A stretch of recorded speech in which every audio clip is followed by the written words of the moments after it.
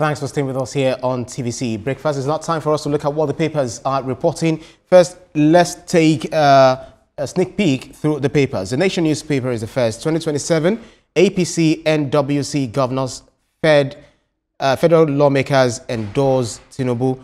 This Nigeria says 2027, Tinubu our sole candidate, says APC. Governors, lawmakers endorse him for second term. Expect more defections into ruling party.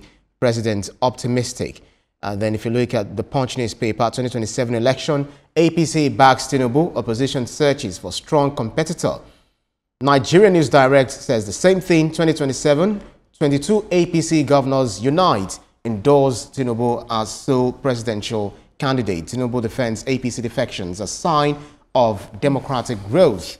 Daily Independent, PDP, others dead, just empty vessels left behind. That's according to the president. And if you look at Leadership Friday, 2027, still the same. Tinubu is our sole candidate. APC governors, lawmakers declare. We Can Hope speaks to security. Ondo, Amotekun must profile anybody buying land. Commander tells monarchs. Platform Times, 85% of Nigerian foreign scholarship students don't return. Federal government laments. And Sporting Life, Galatasaray president Osimhen got 120 million euros offer from Saudi. This is beautiful developments.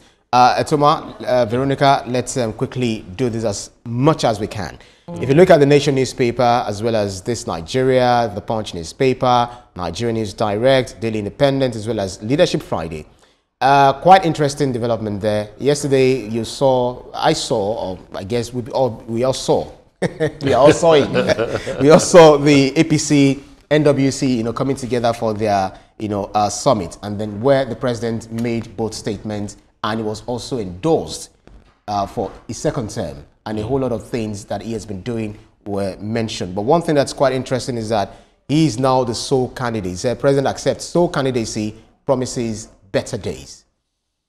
Wow, it's like we've conducted the election already. Now, taking into consideration the amount of defections into APC, and then the weakness of the supposed opposition parties, you realize that APC is really, really, really large right now. And if that very large party has said, this is our sole candidate, it's as if the election has been done already. So let me be one of the very first to say congratulations to Mr. President. I think Abdullahi Ganduje, who is the APC chairman, said something about the oppositions, making allusion to PDP umbrella, saying that, I don't want to be the first to say it, but you begin to see holes, multiple holes in the umbrella, trying to say that, yeah, there are going to be more defections. In fact, all of them said the same thing. There are going to be more defections. And the president's now being quoted as saying, if you look at Daily Independent, that PDP, others dead, just empty vessels left behind. And he also said that he's not bothered about people that are complaining about one party state, that you'll be happy to receive people into your party. It's because the parties, are you going to blame people that are running away from a sinking vessel? Yeah, that's what we call it, sinking ship. Interesting, of course. When you are in a position where a lot of people are running towards you as perhaps a beautiful bride, and they want to be associated with you, of course, you feel good because you can see from where you are seated that so many things are happening at the other end, and you are able to, hold your piece or ship together, and that's why people want to associate with you. At this point, I think that the opposition parties need to sit back and really reflect. Why are we here?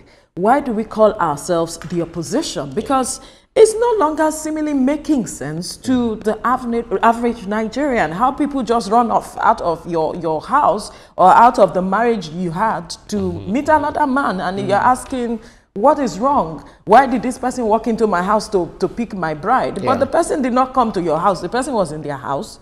And then your bride say, you know what, I want to go to this person. So you should sit back and think, reflect. what really were our ideals? Yeah. Yes, you say you're coming together to form an opposition. Can you, what are those things you can really present to Nigerians that is different from perhaps what this other person is offering Nigerians? Do you have the structures? Do you have the wherewithal? Do you have the war chest? Do you have everything required to ensure that you can stand as an opposition come 2027? That's right. If you look at that, if you make an assessment and you look at perhaps where your shortcomings are, then you begin to know what you should do ahead of time. That's right. So, well, if they are forming a coalition, if there are holes in different things, whatever your challenges are, what can I do? One party dominance for a democracy, I don't know. It's not healthy. I don't know. But that's right. if we think that our democracy is growing and that's what it is that it's reflecting, perhaps we have a different definition for democracy and it's fine. Our peculiarities, we are now adopting our peculiarities when it comes to democracy, and that's good. 2027 is kind of taking shape. But we've also seen those who are saying that they are forming shadow governments. That's led by Professor Patutomi. And the president said he's not even bothered. But the DSS is not taking it lightly. But the thing there is that he's still, you know, I won't say braggadocio, but he's very confident that he knows the road to the promised land. And you could see some sign of unity, you know, in the party. If you look at Leadership Friday, 22 APC governors. Do you know what it takes to bring these people together to agree to endorse one person? It's a lot. People from different regions. Well, if you're a leader, not just of a political party, and then there's an adversary in front of you, you don't have the luxury of showing fear. If you do, you're going to lose a good percentage of your followership. Mr. President has always been known to be courageous when it comes to things like this, you know, and that won't change, you know. So him saying he's not bothered, he's not going to lose sleep, he's not going to do this, that is vintage him, you know. He gives you a strong face, you know, and ensures that followership is how do I put it? Followership is assured. So his confidence rubs off on the people in APC, and they are, you know, they are using street parlance now. They are gingered to move forward. But Veronica, so before you come in, I want you to take this in line with, you know, I just saw this story on front page of Leadership newspaper. I guess that's what we have on the nameplates, talking about, you know, because I know you've always hammered on opposition, which you just even said, and especially not just at the federal government level, but at the state level, where you have governors who are now the emperors, like, this is what I want to do and nothing is going to happen, at variance with the Supreme Court's, you know, judgment. For instance, if you remember, Supreme Court's ruling for July 11th, affirming governors lack authority to dissolve elected local government councils, emphasizing local government autonomy. I remember we were discussing this yesterday. If you look at Opewolo flouting court order on local government chairman, okay, it's the PDP that is even kicking here. So this has happened in River State, you know, your state, in Benue, you know, on and on. And we'll be saying we want viable opposition, and quality leadership so that you allow everything to thrive. Unfortunately, like I mentioned earlier, we are adopting our own peculiarities to matters of democracy. And like you have rightly pointed out, the governors have seemingly become emperors, deciding what they want to do, not caring about whatever it is that the Supreme Court has decided. They give their own interpretation to these matters. Then how does our democracy thrive? How do we ensure that the law takes its course at the end of the day? If we are weakening the powers of the Supreme Court, not attending to what the Supreme Court has said, and we are doing things our own way, these things have consequences. It may not be now, but on the long run, if this one did it and it didn't work, so why can't I do it? That's what we see. But at the end of the day, how does that help our democracy to thrive? How does that impact the lives of the people that you have elected that are supposed to be representatives of the people and engage the people from the grassroots. Now, back to the issue of the president and he seemingly showing some level of, it's not even seemingly showing, he is showing courage. Of course, you know that from experience, at some point when he was governor of Lagos, he was practically a lone man in the forest when former President Olusegun Obasanjo withheld the resources or the monies meant for Lagos State because other persons had, you know, gone ahead to support President Olusegun Obasanjo, and he decided to be the lone man in the wilderness. That has taught him a lesson on how to walk and ensure that the people that he's working with supported him at the time in Lagos State, and Lagos was able to generate revenue for the state, even though what was meant for them was withheld at the federal level. That experience obviously comes to play now as he is president. Everybody is now moving towards him, while some other persons are saying we are watching things. Now that experience has shown to him how he can galvanize people to ensure that they work. Even though there are those who are working at variance with the renewed hope agenda that he promised Nigerians. He cannot be everywhere. But he has shown that I have the courage. I can take certain steps. For instance, the removal of fuel subsidy. I can do so many things that I want for Nigeria. And if you want to support me, you are welcome. Go ahead. That's quite interesting. You know, very insightful one that you mentioned there, and I love your particular stance on the issue of governors, you know, position when it comes to saying that yes, I'm the emperor, whatever it is that I want to do, regardless of, you know, I guess we're watching what's going on in Edo State, for instance. He's doing well, but then things have the situation in states has been on for so many years. Absolutely. You know, where we have an APC governor, and then all the local government chairmen will be APC. We have a PDP governor, all the local government chairmen will be PDP. It's been going on for some time. Healthy for democracy. Like you said, it's our own version of democracy. Let's see how it goes. Weekend Hope is next. Talks about security or insecurity. Ondo, Amotekun must profile anybody buying land that the commander tells Monarch. Says herders farmers clash has been greatly stemmed as the shores bandits have been chased out of Ondo Forest. I think this is very related to our next, you know, line of conversation with our guests. So we might want to defer that. Well, we can just touch on it maybe. Because of our time, I'm so concerned with the time. But if you look at this very human angle story, this is one thing I like about Weekend Hope, saying that while we fight our sons' wives, mothers-in-law, open up. I saw that story. Where are you starting with me? Start with him. No. In this case, he has to start with you. Share your experience.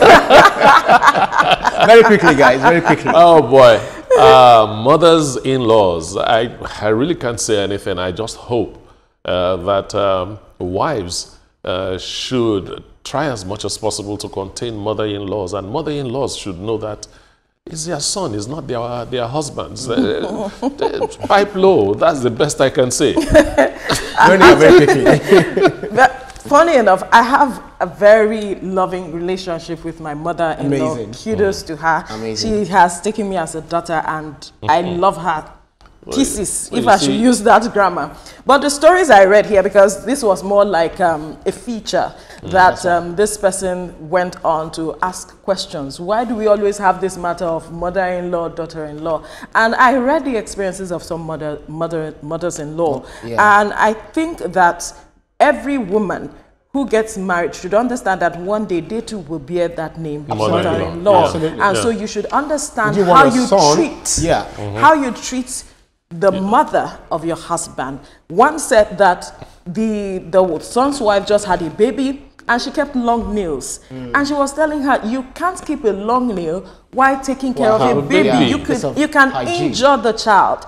And that eventually happened. And then she rushed off to her husband to just download that your mother is against me, this, that. And then that caused a rift between the mother and son.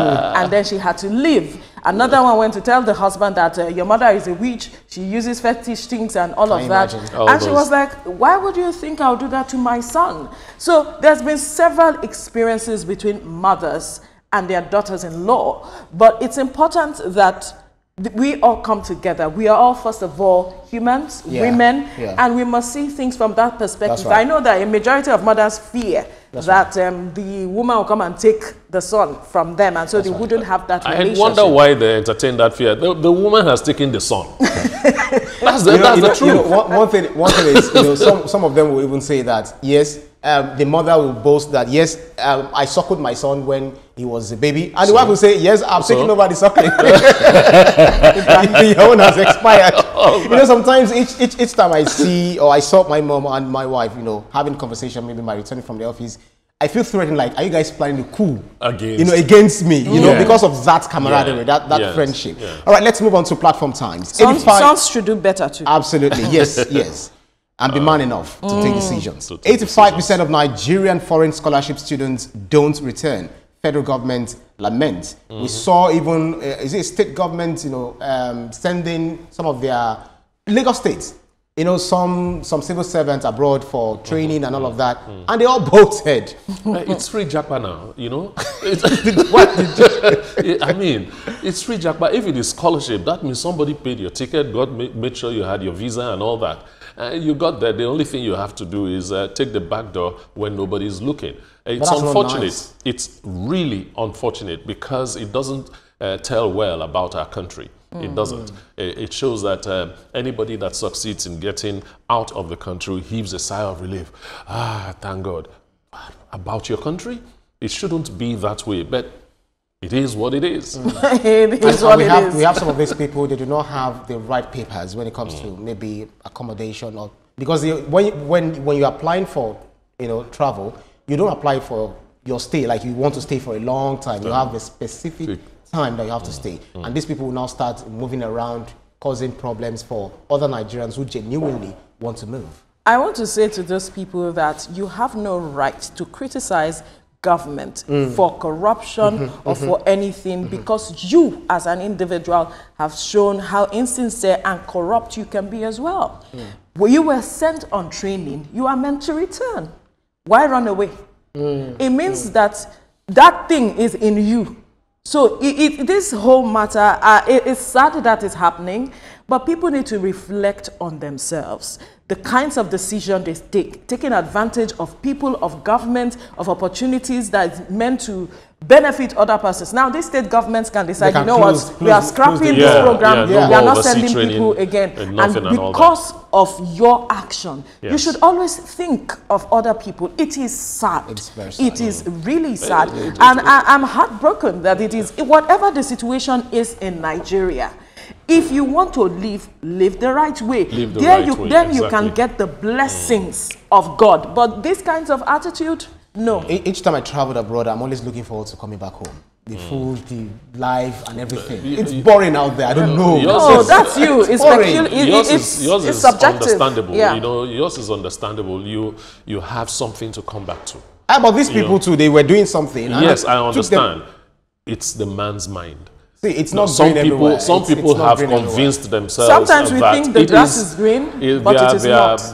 What do I say? Their redemption is outside this country, which is completely wrong, and it's killing our image. That's right. Sporting Life, Galatasaray president Osimhen got 120 million euros offer from Saudi. So we've been talking about Osimhen. Now he has gotten the what's it called? He's getting the attention. 120. This is where I'm going. We've been talking about him. Looks like our conversations has also helped him to. So he should give me your card. You are sounding like those guys. You should give me your card. Baba, where my card? But it goes to show that you may have a shaky start at the beginning, but if you are consistent and ensure that you maintain perhaps your excellence, your position of giving your best, whatever opportunity you have, people will come for you. All right. At some point, nobody was looking for him, but right now, he's the beautiful bride. Choose your husband well. So that you have good mother-in-law as well. All right, let's go, folks.